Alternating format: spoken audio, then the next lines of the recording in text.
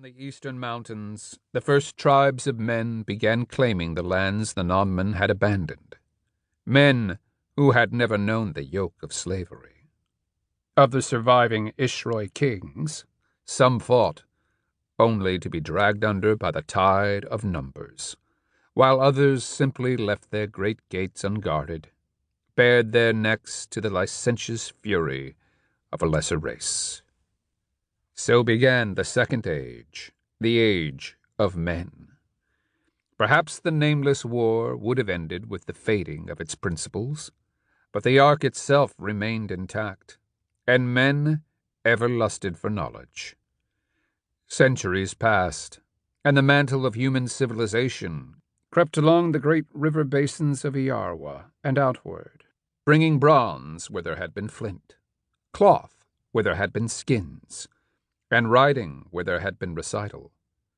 Great cities rose to teeming life. The wilds gave way to cultivated horizons. Nowhere were men more bold in their works or more overweening in their pride than in the north, where commerce with the non-men had allowed them to outstrip their more swarthy cousins to the south. In the legendary city of Soglish, those who could discern the joints of existence founded the first sorceress schools.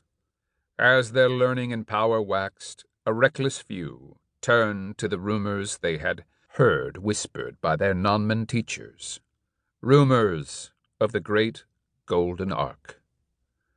The wise were quick to see the peril, and the schoolmen of Mangeka, who coveted secrets above all else, were censured and finally outlawed. But it was too late. Minoroikas was found, occupied.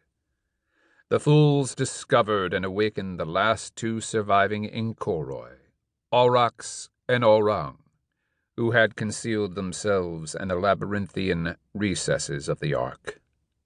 At their hoary knees, the outlaw schoolmen learned that damnation, the burden that all sorcerers bore, need not be inevitable. They learned that the world could be shut against the judgment of heaven. So they forged a common purpose with the twin abominations, a consult, and bent their cunning to the aborted designs of the Inkoroi. The Mangeka relearned the principles of the material, the techne. They mastered the manipulations of the flesh, and after generations of study and searching, after filling the pits of Minoroikas with innumerable corpses, they realized the most catastrophic of the Inkoroi's untold depravities. Mogfarao, the no-god. They made themselves slaves to better destroy the world. And so the nameless war raged anew. What had come to be called the First Apocalypse destroyed the great Norserai nations of the north, laying to ruin the great glories of men. But for Seswatha, the Grand Master of the Gnostic school of Sohonk, the entire world would have been lost.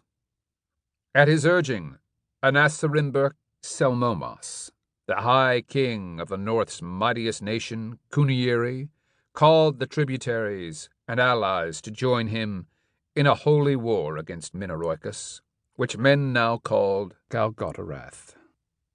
But his ordeal foundered, and the might of the Norserai perished. Seswatha fled south to the Ketye nations of the Three Seas, bearing the greatest of the legendary Inkoroi weapons, the Heron Spear. With Anaxaphus, the High King of Kyrenius, he met the no-god on the plains of Mengeta, and by dint of valor and providence, overcame the dread whirlwind. The no-god was dead, but his slaves and his stronghold remained.